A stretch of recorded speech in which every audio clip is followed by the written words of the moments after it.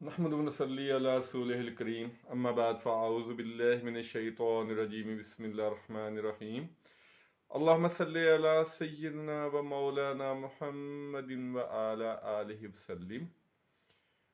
हदीस रसूल सल्लल्लाहु अलैहि वसल्लम चैनल पे सबको खुश आमदेद। आज हम हदीस की रोशनी में थोड़ा सा जिक्र करेंगे वालिदैन की खिदमत का अजर और सवाब। वालिदैन के हुकूक़ के बारे में तो माशाल्लाह तफसीली बात हो चुकी है। तो आज हम देखें कि अगर कोई वालिदैन की खिदमत करता है तो अल्लाह ताला उसको क्या अजर व सवाब देते हैं। पहले अर्ज़ कर चुका हूँ, वालिदैन के बारे में बात करना नामुमकिन है। उनका दर्जा, उनका मकाम वो बयान से बाहर है, लेकिन सादत हासिल करने के लिए, बस नसीहत हासिल करने के लिए हम इसे बयान कर रहे हैं। तो आज जो पहली हदीस है, मिशकात अल-मसाबी, वो हदीस की किताब है, एक बहुत प्यारी किताब है। आप से दरख्वास्त है कि ख़रीद के इसे घर में रखें। इंसाइक्लोपीडिया है यह हदीस का, बहुत ही मुफीद किताब है। उससे ये हदीस है और रावी इसके हैं इब्न अब्बास रज़ी अल्लाह ताला अन्हो। वो रवायत करते हैं कि नबी पाक सल्लल्लाहु अलैहि वसल्लम ने इरशाद फरमाया कि नेक बच्चा जब अपने वालिदैन को नज़र रहमत से देखता है, यानी मोहब्बत और शफ़क़त की नज़र से देखता है, तो अल्लाह ताला हर बार देखने के बदले में उसे मबरूर हज का सवाब देता है। तो साहबा ने अर्ज़ किया, या रसूलल्लाह सल्लल्लाहु अलैहि वसल्लम, अगर हर रोज़ बस 100 बार देखे? तो आपने फरमाया, हाँ, अल्लाह तुम्हारे तसव्वुर से भी बहुत बड़ा और सुबहान है और पाक है। अब मेरे ख्याल में तो ये एक हदीस ही काफ़ी है वालिदैन की अज़मत और शान को बयान करने के लिए, कि लोग लाखों रुपया खर्च करते हैं और बड़ी मुश्किल से हज करने जाते हैं। तो अल्लाह ताला फरमाते हैं कि अगर बच्चा अपनी माँ को या अपने वालिदैन को मोहब्बत की नज़र से, शफ़क़त की नज़र से सिर्फ देख ले, कोई खिदमत भी ना करे, कोई हाल चाल भी ना पूछे, सिर्फ देख ले, तो अल्लाह ताला उसको हज का सवाब दे देते हैं। अब इससे बड़ा वालिदैन का जो रुतबा है वो मेरे ख्याल में तो बयान से बाहर है। बहरहाल अल्लाह ताला हमें हिदायत नसीब फरमाए। और एक रवायत है, इब्न अब्बास रज़ी अल्लाह ताला अन्हो इसके भी रावी हैं, कि नबी पाक सल्लल्लाहु अलैहि वसल्लम ने इरशाद फरमाया, जो शख्स अपने वालिदैन के हक़ के मुतल्लक़ अल्लाह की अताअत में सुबह करता है तो उसके लिए जन्नत के 2 दरवाजे खुल जाते हैं। ये ज़रा गौर से सुनिएगा कि जो अपने वालिदैन की अताअत में अल्लाह से डरता है और सुबह के वक़्त उसके लिए जन्नत के 2 दरवाजे खुल जाते हैं। और अगर एक हो तो दरवाज़ा भी एक, जो शख्स अपने वालिदैन के हक़ के मुतल्लक़ अल्लाह की नाफरमानी में सुबह करता है तो उसके लिए जहन्नम के 2 दरवाजे खुल जाते हैं। ज़रा तवज्जो से हदीस सुनिएगा कि वालिदैन का जो अगर खिदमत का अजर और सवाब है तो उनकी नाफरमानी का जो गुनाह वो भी बहुत बड़ा है। तो एक साहबी ने अर्ज़ किया, या रसूलल्लाह सल्लल्लाहु अलैहि वसल्लम, अगर वालिदैन जुल्म करें? आपने फरमाया, अगर चाहे वो उस पर जुल्म करें, अगर चाहे वो उस पर जुल्म करें, अगर चाहे वो उसके जुल्म करें।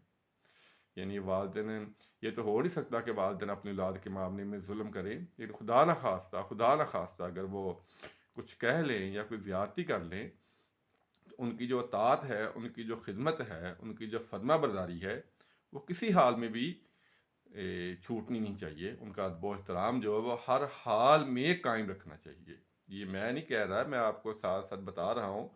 ये मिशकात अल-मसाबी की हदीस आज बयान हो रही हैं, जिल्द नंबर 3 और पेज नंबर 99 है, 98 और 99, जिल्द नंबर 3।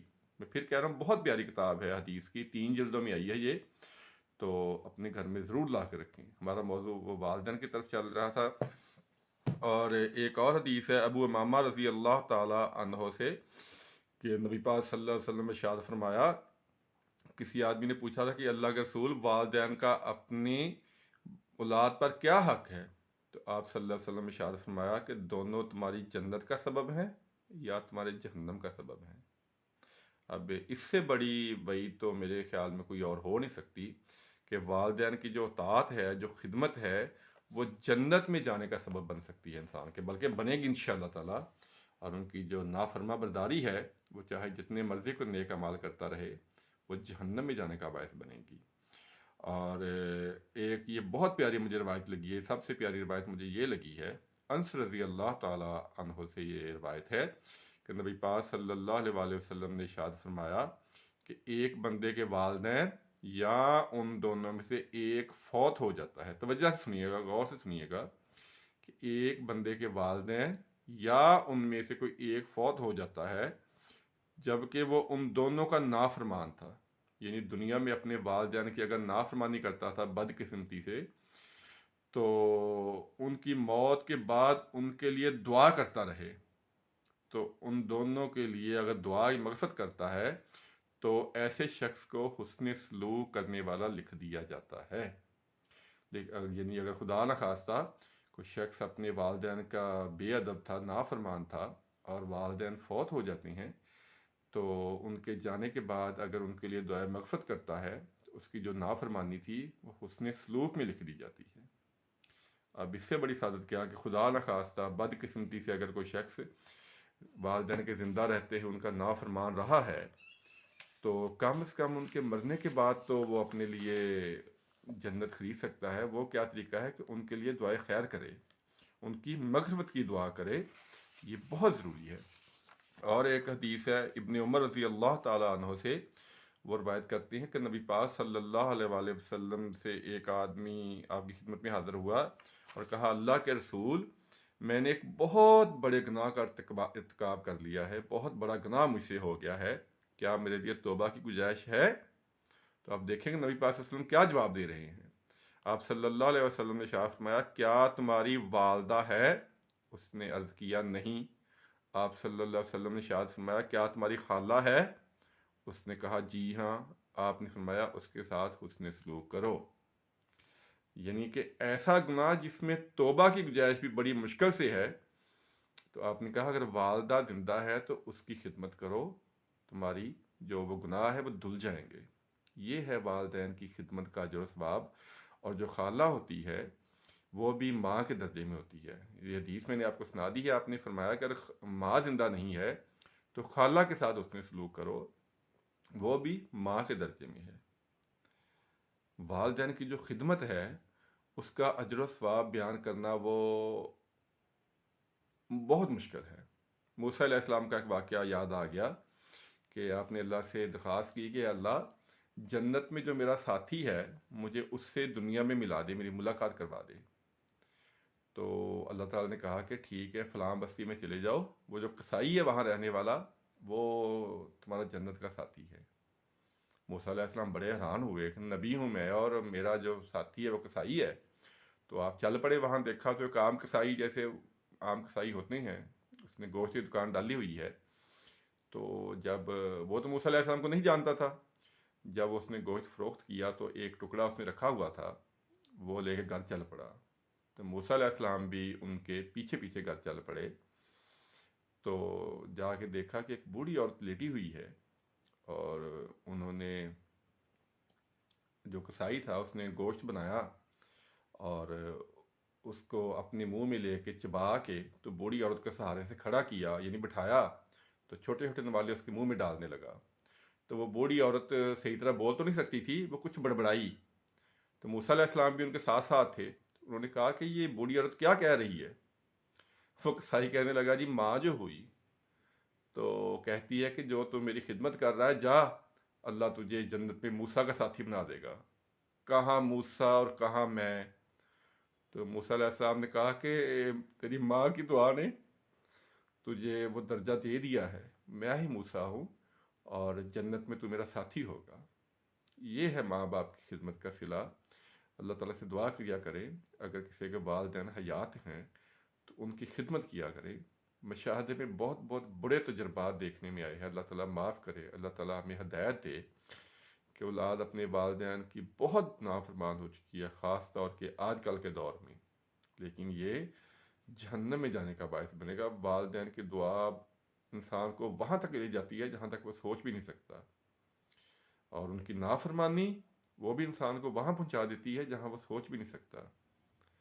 تو اللہ تعالیٰ سے دعا ہے کہ اللہ تعالیٰ ہمیں والدین کا فرما بردار بنائیں۔ جن کے والدین زندہ ہے ان کی خدمت کریں، اگر وہ دنیا سے پردہ کر چکے ہیں تو ان کے لیے دعائے مغفرت ضرور کریں. وہ انتظار کرتی ہیں صبح اٹھ کے نماز پڑھے. نماز میں بہت پیاری دعا ہے ان کے لیے: رب اجعلنی مقیم الصلاۃ ومن ذریتی ربنا وتقبل دعا ربنا اغفر لی ولوالدی وللمؤمنین یوم یقوم الحساب. یہ بہت پیاری دعا ہے.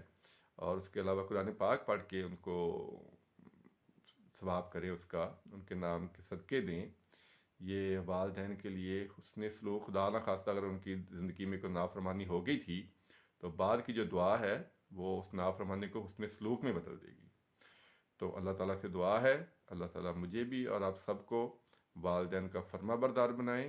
اور حدیث رسول صلی اللہ علیہ وسلم پہ میں بار بار کہہ چکا ہوں کہ حدیث کی کتب جو ہیں اس کا خدا را مطالعہ کریں، اس کو پڑھیں، اور میرے لیے بھی دعا فرمائیں. اور نماز کی پابندی ہر حال میں کریں. نماز کی کسی حال میں معافی نہیں ہے. نماز کی پابندی ضرور کریں اور کوشش کریں کہ روز کم از کم ایک حدیث کا مطالعہ ضرور ہو. یہ بہت ضروری ہے.